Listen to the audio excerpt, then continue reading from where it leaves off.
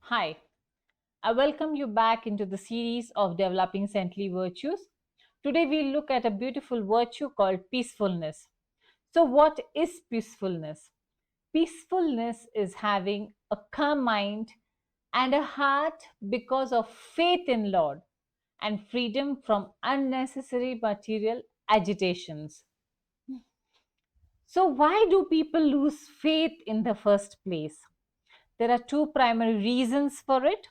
The first one is to acquire a lot of wealth, that is economic development. They are very anxious for it. And secondly, is when they acquire this wealth, they are anxious to protect it, save it. So it's not got lost, it's not got stolen. So basically, material life revolves around enjoyment and protection. Human versus animal anxiety. Animals have anxiety of seeking food, seeking shelter, where they'll sleep, where they'll mate, with whom they'll mate, and how they will defend themselves so that they can keep themselves alive. Same thing is with human beings. They also have the anxiety where they will sleep, so they'll sleep in lavish beds, in beautiful houses, and for that you need money. Eating also, the eating is also very sophisticated these days. Mating, there's so much of arrangements for that. Plus defending, you can see these days we have like so many ways of defending ourselves. Even the nation, they have nuclear bombs and what not. So basically animals and human beings have same anxiety revolving around same things. But there's a difference. The vision of a saintly person is he understands that the Lord provides for all living beings, from the ant in the house to the elephant in the forest.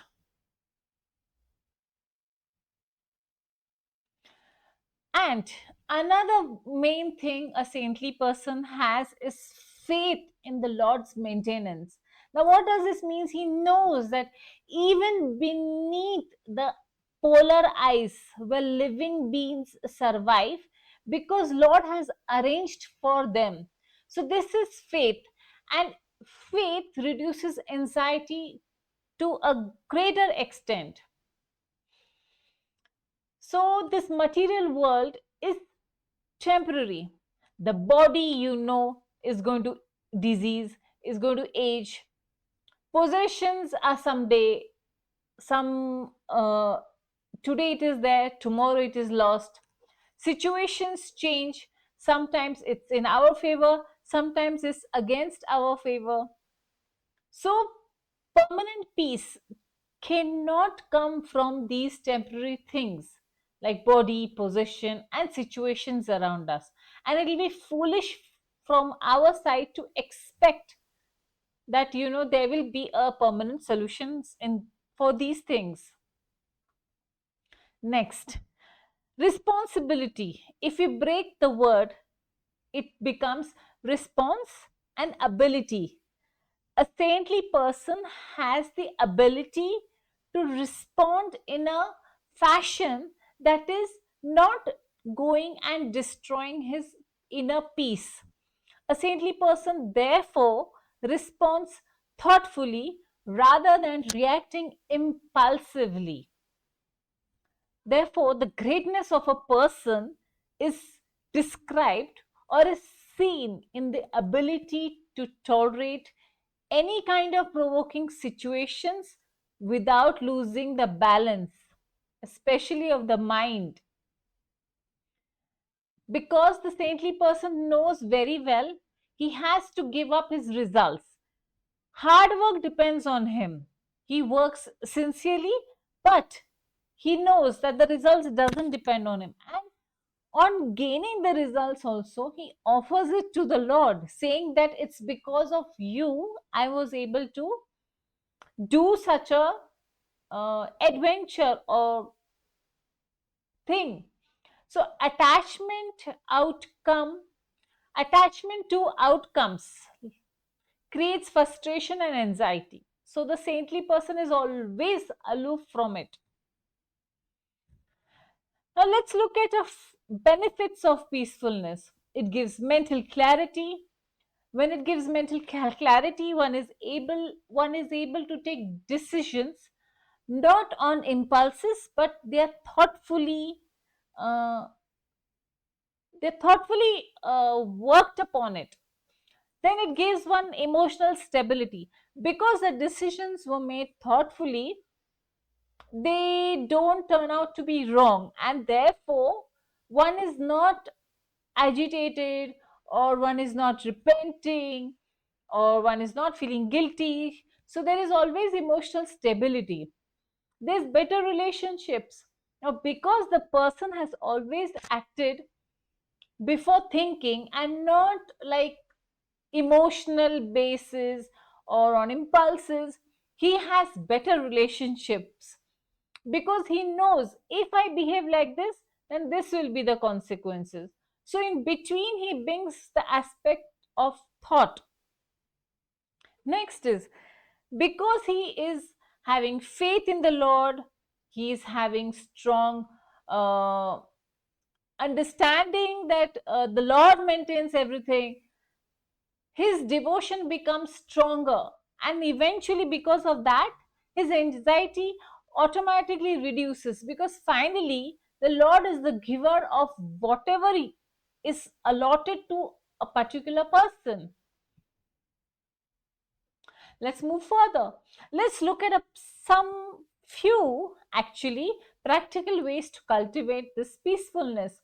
First is we chant attentively, like whatever meditation we are doing, we are chanting our mantras, we chant them attentively, not like it's cumbersome or it's burdensome or I'm doing a favor on somebody. No, it's for my benefit. Then the person can simplify life. Means a person does not hold on to things which he doesn't need, because the more a person has, the more energy, thought goes into things to maintain them. So a person lives a very simple life. He reduces distractions. These days there are so many distractions around us, especially social media. There is so much of entertainment in food. All these distractions he reduces. If he feels some person is also nasty, he avoids that because it's going to create distraction in his life. Then he practices gratitude. Gratitude is another beautiful way to be grateful to the Lord for whatever He has provided right now, rather than all the time complaining, judging, or comparing that I don't have, my neighbor has, or my friend has. This doesn't give us peace of mind, it destroys our peace of mind. So, to practice gratitude, one develops peace of mind. Then trust in God. When we trust in God that He can provide for every living being, He can maintain every living being under any scenario, that gives such a peace of mind. So cultivating trust in God is very essential for a person on the spiritual path. Next, our final conclusion. Lord is finally the controller of everything. He is the owner of everything. Plus, He maintains everything. And faith in this truth brings us to genuine and everlasting peace. I thank you for you to being with me till the end, and I see you soonest.